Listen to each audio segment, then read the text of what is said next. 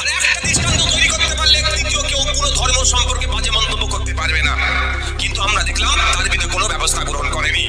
আমি তো একটা দিন অপেক্ষা করছিলাম রাজ্য সরকার কি ব্যবস্থা গ্রহণ করে, কিন্তু ব্যবস্থা গ্রহণ করেনি। সেই ব্যবস্থা গ্রহণ করতে হচ্ছে কাকে? ভাঙড়ের বিধায়ককে। আমি ভয় পাইনি, এটা জানবেন। আমি কিন্তু কখনোই ভয় পাই না। মৃত্যু ভয় যদি আমার থাকতো তাহলে এমন কথা আমি মুখ দিয়ে বলতে পারতাম না। আমি ধর্মের নামে কোনো মন্দিরে কোনো একজন দলিত ঢুকেছে বলে তাকে গাছে পিটিয়ে হত্যা করতে হবে, এটাকে আমি মানি না। এর বিরুদ্ধে আমার প্রচুর ভিডিও রয়েছে। কথাই বলবো, যারা ব্যথা পেয়েছেন আমাকে আপনারা ক্ষমা করবেন। ক্ষমা করবেন মানে কি? ক্ষমা করবেন মানে আপনাদের কেস তুলে নিতে বলছি না। একটা মন্তব্য, তারপর একের পর এক মামলা, আর সংখ্যাটা নাকি 900 ছাড়িয়েছে। একদিকে ধর্মীয় অনুভূতির আঘাত, আর অন্যদিকে আইনের পথ, আর মাঝখানে দাঁড়িয়ে আছে সামনে আসন্ন বিধানসভা নির্বাচন। রাজ্যে যে ধরনের ঘটনা একের পর এক ঘটছে, এগুলো কি আলাদা আলাদা, নাকি এর পেছনে অন্য কোনো বড় ইঙ্গিত আছে? আর আজ আমরা শুনব দুজন জনপ্রতিনিধির কথা, দুটো ভিন্ন অবস্থান, আর শেষে সিদ্ধান্তটা আপনাদের উপরে ছেড়ে দেব। নমস্কার, আমি অর্জুন, আপনারা দেখছেন এপিবি প্লাস ইউটিউব চ্যানেল। আর আজ আমরা আলোচনা করব হরিণঘাটার বিধায়ক অসীম সরকারের মন্তব্য, ভাঙড়ের বিধায়ক নওশাদ সিদ্দিকীর প্রতিবাদী বক্তব্য এবং এই পুরো ঘটনার সামাজিক ও রাজনৈতিক প্রভাব। ঘটনার শুরু হরিণঘাটার বিধায়ক অসীম সরকারের একটি মন্তব্যকে ঘিরে। কুরআন শরীফ নিয়ে করা সেই মন্তব্য যেটা ইসলাম ধর্ম অবলম্বীর বহু মানুষের অনুভূতিতে আঘাত লেগেছে। এরপর রাজ্য জুড়ে শুরু হয়েছে ক্ষোভ, প্রতিবাদ এবং আইনি পদক্ষেপ। সূত্র মারফতে জানা যায় যে এই মন্তব্যকে কেন্দ্র করেই তার বিরুদ্ধে 900 এর বেশি অভিযোগ ও মামলা দায়ের করা হয়েছে। আর এটা কিন্তু মনে রাখতে হবে যে এগুলো শুধুমাত্র অভিযোগ, এটা রায় নয়। এই মন্তব্যের পর রাস্তাঘাট, সোশ্যাল মিডিয়া, জনসভা, সব জায়গায় প্রশ্ন উঠতে থাকে। কেউ বলছেন এটা মত প্রকাশের স্বাধীনতা, আবার কেউ বলছেন এটা সরাসরি ধর্মীয় অনুভূতিতে আঘাত। আর এই বিভাজনই পরিস্থিতিকে আরো সংবেদনশীল করে তোলে। আর এই পরিস্থিতিতে ভাঙড়ের আইএসএফ বিধায়ক নওশাদ সিদ্দিকী একটি প্রতিবাদী সভায় বক্তব্য রাখেন। গত কয়েকদিন আগে হরিণঘাটার বিজেপির বিধায়ক অসীম সরকার বাবু যে কথা বলেছেন, সেই কথা দ্বারা এলাকায় হিংসা ছড়াতে পারে, দাঙ্গা হতে পারে, মারামারি হতে পারে, খুনোখুনি হতে পারে, এলাকা ধ্বংস হয়ে যেতে পারে।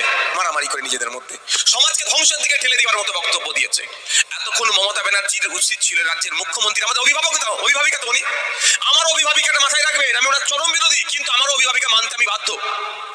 কারণ মানুষের ম্যান্ডেটে উনি পৌঁছেছেন, উনি আমাদের সবার দায়িত্ব ওনার মাথায় অর্পণ করেছে মানুষ ভোট দিয়ে।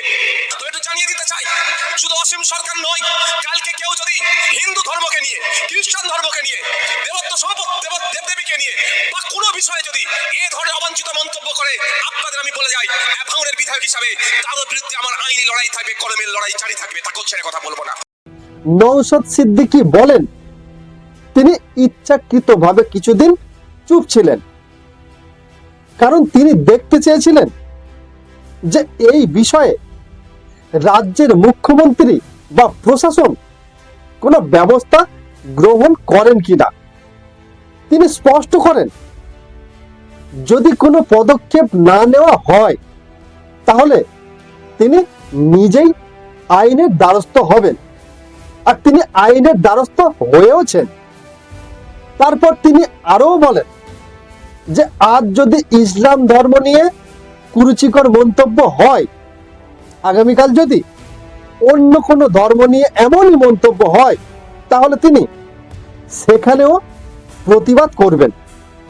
নওশাদ সিদ্দিকীর এই বক্তব্য একদিকে প্রতিবাদের ভাষা তুলে ধরে, আবার অন্যদিকে সামনে নির্বাচন থাকায় রাজনৈতিক প্রশ্ন তৈরি করে।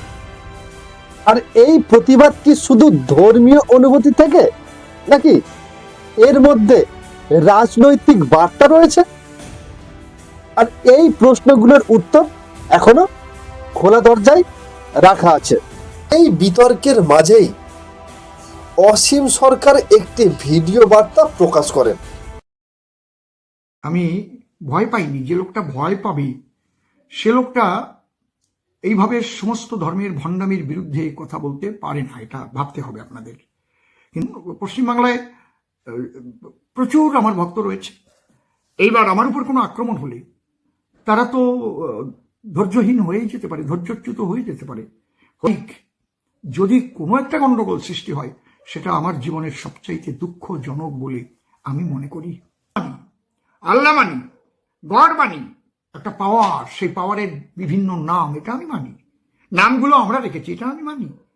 কিন্তু তাই বলে ধর্মীয় ভণ্ডামি কিন্তু আমি মানি না। নামে কোনো মন্দিরে কোনো একজন দলিত ঢুকেছে বলে তাকে গাছে পিটিয়ে হত্যা করতে হবে, এটাকে আমি মানি না। এর বিরুদ্ধে আমার প্রচুর ভিডিও রয়েছে। তাই মুসলিম ভাইদের কাছে আমার প্রার্থনা, আমি করো জোরে প্রার্থনা করছি, যেসব মুসলমান ভাই আমার উপরে রাগ করেছেন, মুসলিম ভাইরা জলসায় কেনই বা বলে থাকেন যে নবীজি এসেছিলেন মূর্তি ভাঙার জন্য, নবীজি মূর্তি গড়ার জন্য আসেনি। মন্দির হবে ভাঙার জন্য, মন্দির হবে ভাঙার জন্য, মূর্তি হবে ভাঙার জন্য। কারণ মুসলিম ভাইরা যেসব বক্তব্য রাখেন তা শুনে তো গা শিহরে ওঠে। এই জন্যই আপনাদের কাছে আমি একটা কথাই বলবো, যারা ব্যথা পেয়েছেন আমাকে আপনারা ক্ষমা করবেন। ক্ষমা করবেন মানে কি? ক্ষমা করবেন মানে আপনাদের কেস তুলে নিতে বলছি না। ব্যথাটা পেয়েছেন, আপনারা নীরব হন, কেসে আপনাদের যা রায় হবে, রায় আমরা দুপক্ষই মাথা পেতে মেনে নেব। যদি আমার সাজা হয়, আমি সাজা পাবো। এই ভিডিওতে তিনি বলেন, যেভাবে তার উপর আক্রমণের ঝড় ধেয়ে আসছে, সেদিকে নজর রেখে তিনি কিছু মূল্যবান কথা বলতে চেয়েছেন বা বলেছেন। তিনি বলেন, প্রথমত প্রশাসনের তরফ থেকে তাকে সতর্ক বার্তা জারি করা হয়েছে, বিশেষ করে মুসলিম অধ্যুষিত এলাকাগুলিতে নিরাপত্তার স্বার্থে তিনি যেন কোনো অনুষ্ঠানে না যান। অসীম সরকার বলেন, তিনি আইনের প্রটোকলের বাইরে যেতে চান না। কারণ তিনি যদি প্রশাসনের কথা অগ্রাহ্য করেন, যেসব এলাকায় যাওয়ার নিষেধ করা হয়েছে সেখানে যদি তিনি যান, আর যদি তার উপরে কোনো অপ্রীতিকর ঘটনা ঘটে যায়, তার পরিণতি ভয়ঙ্কর হতে পারে। তিনি প্রশ্ন তোলেন, যদি তার উপর প্রাণঘাতী হামলার মতো কোনো কিছু ঘটে, তারপর কি হবে? তারপর তিনি আরো বলেন যে সারা দেশ জুড়ে সহস্র ভক্ত ও সমর্থক তার রয়েছেন। যদি তার উপর বড় কোনো কিছু হামলা হয়, তাহলে পাল্টা প্রতিক্রিয়া শুরু হতে পারে, যা শেষ পর্যন্ত একটি বড় সাম্প্রদায়িক দাঙ্গায় রূপ নিতে পারে। আর এই সমস্ত দিক মাথায় রেখে তিনি সংযমের পথে হাঁটছেন বলে দাবি করেন। আর এই ভিডিওতে অসীম সরকার বলেন, তিনি স্বীকারও করেন যে কুরআন শরীফ নিয়ে তার কথায় ইসলাম ধর্ম অবলম্বী মানুষের মনে আঘাত লেগেছে। তিনি জানান, কুরআনের যে আয়াত নিয়ে এত বিতর্ক, তা তখনকার একটি নির্দিষ্ট প্রেক্ষাপটে নাজিল হয়েছিল, যখন চুক্তিভঙ্গের ঘটনা ঘটেছিল। কিছু সুশিক্ষিত ইসলাম ধর্মের মানুষ এই বিষয়টি পর্যালোচনা করে এই ব্যাখ্যা দিয়েছেন বলে তিনি দাবিও করেছেন। অসীম সরকার বলেন যে বাংলাদেশের দীপু দাসকে যেভাবে নির্মমভাবে হত্যা করা হয়েছিল, তার পরিপ্রেক্ষিতে বহু ইসলাম ধর্মের মানুষ মন্তব্য করেছিলেন যে কেউ যদি কুরআনের বিরুদ্ধে কথা বলেন তাহলে তার পরিণতি দীপু দাসের মতো হবে। আর এটা কুরআনের বিধান, এটা আল্লাহর বিধান। আর এই প্রেক্ষিতেই তিনি ওই প্রসঙ্গে টেনে কথা বলেছিলেন বলে এই ব্যাখ্যা দেন। তিনি রেফারেন্স হিসেবে মন্দির ভাঙা ও মূর্তি ভাঙার বিধান সংক্রান্ত কিছু ভিডিও ক্লিপও দেখান। এরপর অসীম সরকার বলেন যে সব ইসলাম ধর্ম অবলম্বী মানুষ তার কথায় আঘাত পেয়েছেন তাদের কাছে তিনি ক্ষমা প্রার্থী।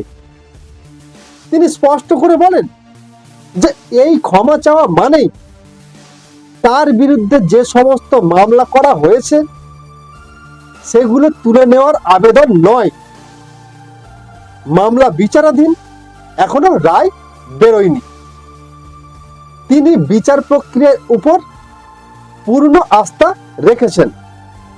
অসীম সরকার আরো বলেছেন যে এটা যেন কেউ ভাবেন না যে তিনি ভয় পেয়ে এসব কথা বলেছেন।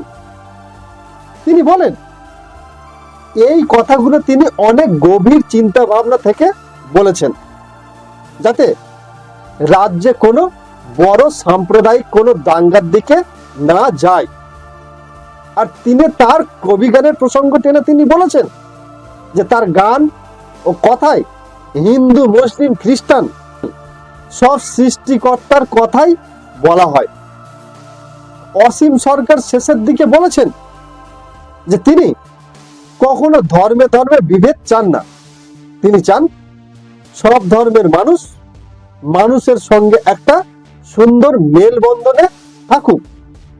তিনি সবার কাছে অনুরোধ করেন তার বিরুদ্ধে যত রাগ, যত বিদ্বেষ, যত উগ্রতা আছে সব মন থেকে ঝেড়ে ফেলার আবেদন করেছেন। সবাই যেন ভালো থাকেন এই আশাও কামনা করেছেন।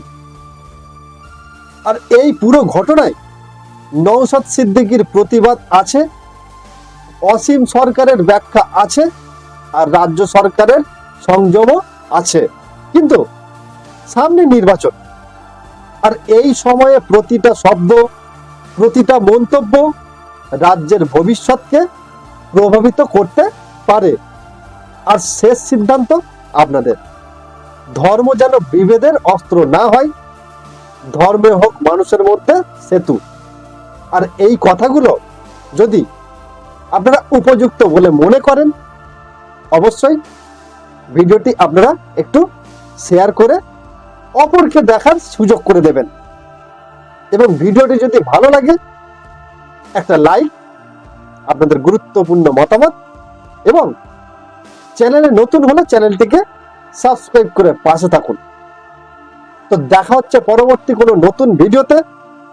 ততক্ষণ আপনারা ভালো থাকবেন, সুস্থ থাকবেন। নমস্কার।